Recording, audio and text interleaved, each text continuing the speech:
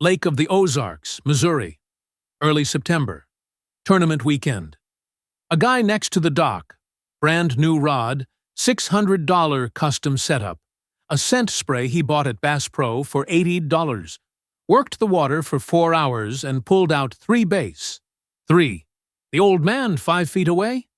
Faded hat. Tackle box he's had since Reagan. He reached into his jacket pocket, grabbed a small blue and yellow can, the kind that sits under every workbench in America, and sprayed a little on his plastic worm. No ceremony. Quick spray, cast, waited. By 10 a.m. that old man had 17 fish. Stay till the end. I'm going to show you exactly what was in that can and how to use it, step by step. Drop a comment right now. What city are you watching from? People are tuning in from all over the country, and I genuinely want to know where this is reaching. The difference between those two guys wasn't luck, wasn't the spot, wasn't the rod. It was a liquid that costs under $3 and has been collecting dust in most people's garages for decades, while they keep dropping serious money on synthetic attractants at the tackle shop. Here's what gets me. Tournament pros, the guys winning 5-figure checks every weekend on the water. Some of them have been using this for years, quietly. Not on their sponsor deals, not in their YouTube tutorials, just using it, winning, and going home without saying a word. And that silence wasn't an accident. The U.S. fishing goods market moves close to $9 billion a year. Attractants alone are a massive slice of that. If the fishing community found out a $3 can from any hardware store outperformed an $80 branded spray, a lot of that business disappears overnight. You can't build a profitable product line around something everybody already owns. The pros knew this. The industry knew this. And for decades, the information just quietly stayed buried. But before I tell you what's in that can, there's a biological reason this whole thing works that almost nobody explains. Once you understand the why, the technique makes complete sense. I'll get there in a second. First, this garage liquid is one piece of a much bigger picture. The old-timers who fished the Mississippi Delta, the bayous of Louisiana, the river systems of Arkansas and the Ozarks, they had an entire system. Reading current breaks. Knowing which structure holds fish at which hour. Understanding water temperature shifts before a front. That whole body of knowledge is what I pulled together in high-level fishing. The water game. The tackle shop never taught you this stuff because there's no profit in giving you something you can figure out for free. In the pinned link below, there's the complete guide to stop guessing on the water and start reading it the way the old-timers did. Just scroll down and grab it. Now, the can. It's WD-40. Yeah, the blue and yellow can sitting in your garage right now. The one you use to free rusted bolts. The one you spray on squeaky hinges. That one. Sounds crazy, but here's why it's not. Fish have a chemical sensory system that makes a bloodhound look like a beginner. They detect compounds dissolved in water through specialized receptors in their nasal passages. We're talking sensitivity at parts per billion. One drop of the right substance released upstream, and a catfish registers it from 100 yards away.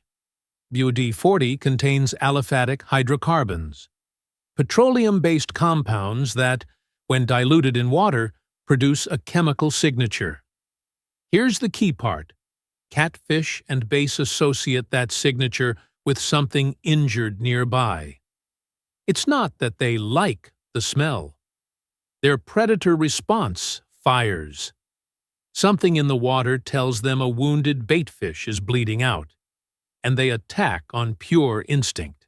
That response isn't a preference, it's wiring. Bass also react specifically to the chemical signals given off by distressed bass.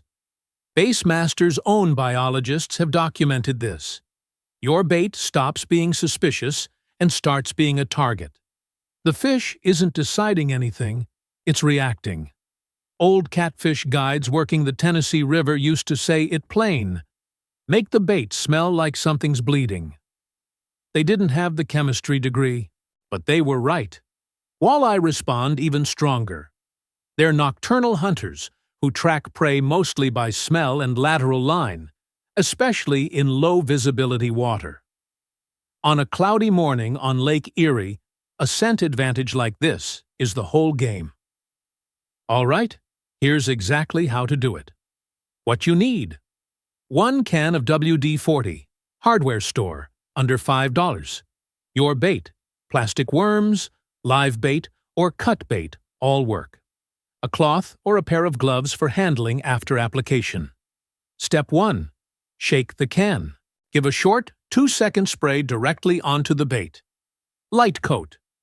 You're not soaking it. You want a thin layer, not a puddle.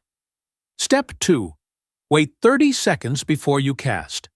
Let the compound bond to the bait surface, instead of dripping straight off into the water the second it hits. This is the step most people skip, and it's the difference between the scent trail lasting 10 minutes or 35. Step 3. Every 20 to 30 minutes without a hit, give a fresh spray. The compound dissipates faster in warm water. On a hot July afternoon, fishing Lake Texoma or anywhere in the south, you'll want to reapply more aggressively than you would on a cool fall morning in the Midwest. Step 4. For live bait, spray the hook shank and the back inch of the bait. Not the whole thing. The scent trail needs to release from the rear, which mimics a wounded fish bleeding as it swims. That's the trigger. That's what makes the predator lock onto it. Total cost, under $5, and that one can covers you for 20 trips easy. The branded spray I had before this ran me $80 and was empty after 3 fishing days. This timing, the 30-second wait, the exact placement on the hook shank, it's one of the prep details inside the high-level fishing guide. There's a full section on scent strategy broken down by species. But what you have right here is enough to change what happens on your next trip out. Now, before you get on the water, there's one mistake that cancels everything you just set up. And it's one almost every angler makes, without realizing it. Where you cast matters as much as what you spray. Target structure: dock pilings, submerged timber. Rock piles, the edge of a weed line. The scent trail travels with the current. Predators follow that trail back to the source. Open water with no structure. The scent disperses without direction.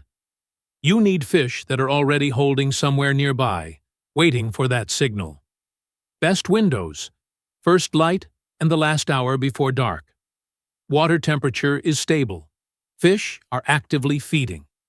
From the Florida Panhandle to the Great Lakes, those are the non-negotiable hours. Don't waste this technique midday in the summer heat.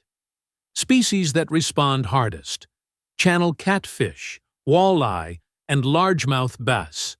Catfish especially. They're covered in chemoreceptors from nose to tail. 1 part per billion in a slow-moving current, and they come from deep water. The fatal error, and this is the one that wrecks everything, is touching your treated bait with bare hands after you apply the spray. Your skin carries sunscreen, insect repellent, food residue, hand sanitizer.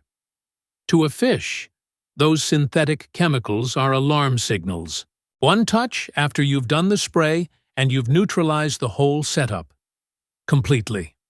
Use a cloth or gloves from the moment you treat the bait. Handle it as little as possible.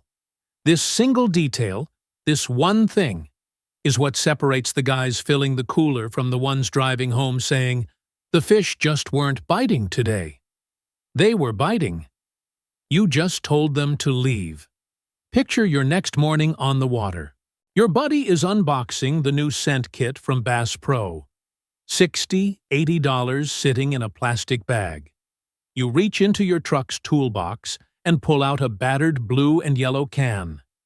2-second spray. Cast. 20 minutes later, You're netting your third fish and he's still re-rigging. He's going to ask what you're using. You decide what you tell him. Click now, get your access to high-level fishing, the water game, and let these strategies start transforming your next fishing trips.